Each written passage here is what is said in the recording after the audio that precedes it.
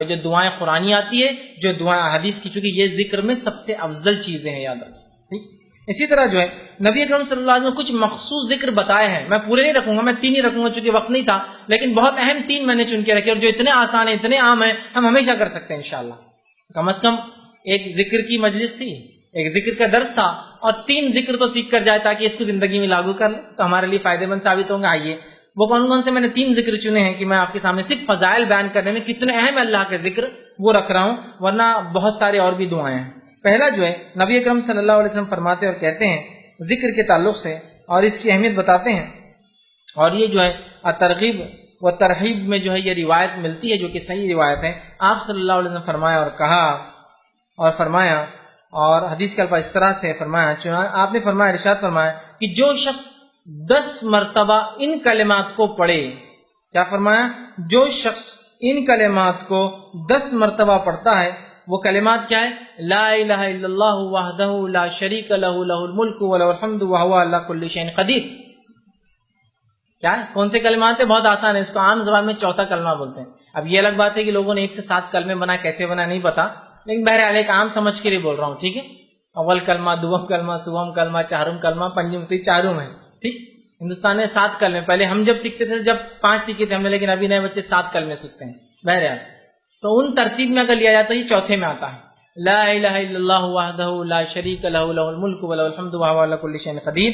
تو آپ فرماتے اور کہتے ہیں کہ آپ نے فرمایا کہ جو شخص اس کلمے کو 10 مرتبہ پڑھتا ہے، ٹھیک ہے، لا الہ الا اللہ وحدہ لا شریک لہ، کہ اللہ جو ہے لا الہ، اللہ کے سوا کوئی معبود برحق نہیں، وہ ایک ہے، اس کا کوئی شریک نہیں.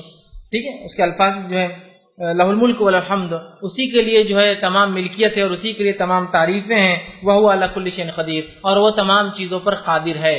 ٹھیک ہے، ٹھیک ہے، یہ اس کا ترجمہ ہے. جو شخص اس کو 10 مرتبہ پڑھتا ہے دن میں، آپ سے فرماتے ہیں اس کا ثواب ایسے ہے گویا اس نے بنی اسماعیل میں سے 4 غلاموں کو آزاد کیا. اسماعیل علیہ السلام کی نسل میں سے کتنے لوگوں کو آزاد کیا؟ 4 لوگوں کو. اور آپ کو پتا ہے کہ آدم علیہ السلام سے لے کر نبی اکرم صلی اللہ علیہ وسلم تک، اسماعیل علیہ السلام کی جو نسل کا تذکرہ کیوں آ رہا ہے؟ آدم علیہ السلام سے لے کر نبی اکرم صلی اللہ علیہ وسلم تک آپ سے فرماتے ہیں اس نسل میں کسی نے بھی زنا نہیں کیا. کیونکہ انبیاء جو ہوتے سب سے پاکیزہ نسل میں پیدا ہوتے ہیں، سمجھے؟ مشرک گزرے ہیں وہ ایک الگ چیز ہے، لیکن کوئی جو ہے زنا نہیں کیا، مطلب ولد الزنا یا زنا کی اولاد یا زنا نہیں کیا کسی. اتنی پاکیزہ نسل ہے یہ، آدم علیہ السلام سے لے کر اسماعیل علیہ السلام، اسماعیل علیہ السلام سے لے کر رسول اللہ صلی اللہ علیہ وسلم تک. سمجھ رہے آپ؟ تو کہا اس نے بنی اسماعیل میں سے 4 غلام آزاد کیے. غلام آزاد کرنا بہت اجر ثواب کام ہے. کیا کرنا ہے ہم کو؟ لا الہ الا اللہ وحدہ لا شریک لہ لہ الملک ولہ الحمد وہو علی کل شیء، 10 مرتبہ پڑھنا ہے دن. تو کیا کیا آپ نے؟ بنی اسماعیل میں سے 4 غلام آزاد کر دی. صرف 10 مرتبہ کلمے کو پڑھنا ہے. کتنے فضائل، اندازہ لگا. دوسری فضیلت جو ہے ایک اور ذکر کی جو میں آج رکھ رہا ہوں، ویسے بہت ہے لیکن 3 میں نے چنے ہیں سر.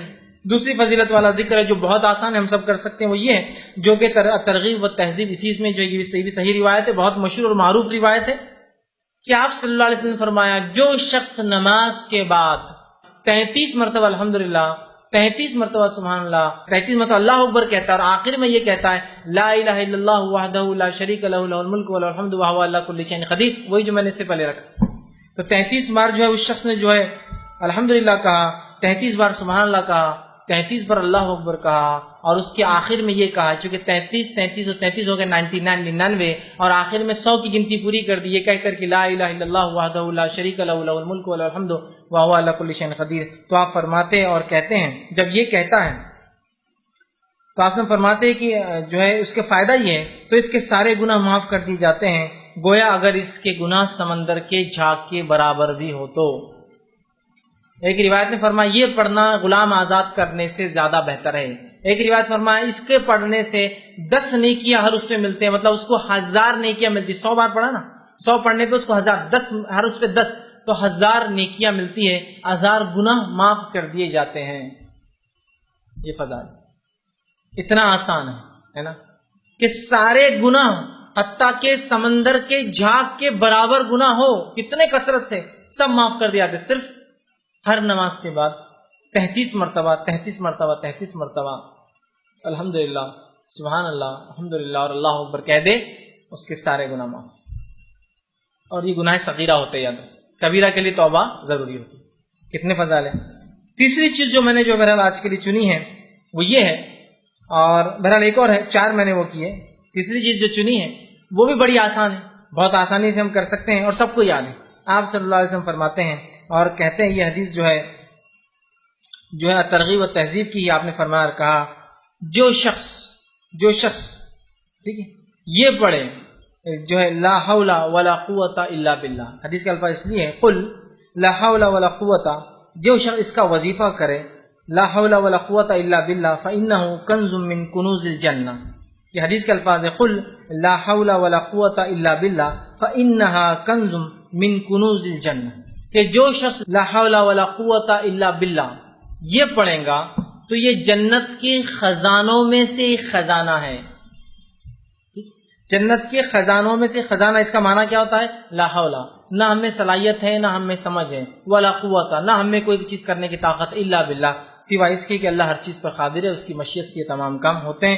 آپ نے فرمایا اس کا وظیفہ کرو، اس لیے کہ جنت کے خزانوں میں سے ایک ڈھکا ہوا چھپا ہوا خزانہ ہے. لا حول ولا قوت الا باللہ، اتنا ہی پڑھنا ہے، کبھی بھی آپ پڑھ سکتے عام. چوتھا جو ایک حدیث جو صحیح بخاری کی ہے، اور صحیح بخاری کی آخری حدیث ہے، لاسٹ حدیث کے الفاظ دیکھیے کیا ہے. کلمتان حبیبتان الی الرحمن، 2 کلمے ایسے ہیں جو رحمان کو بڑے پسند ہیں. خفیفتان علی اللسان، بہت آسان ہے انسان کی زبان پہ، بڑے ہلکے ہوتے زبان کے اعتبار سے. ثقیلتان فی المیزان، لیکن بہت وزنی بھاری ہوں گے روز قیامت میزان کے اندر. سبحان اللہ وبحمدہ وسبحان اللہ العظیم. 2 کلمے ایسے ہیں جو رحمان کو بڑے پسند ہے، ہونٹوں پر بڑے ہلکے ہیں، میزان میں بڑے بھاری ہے.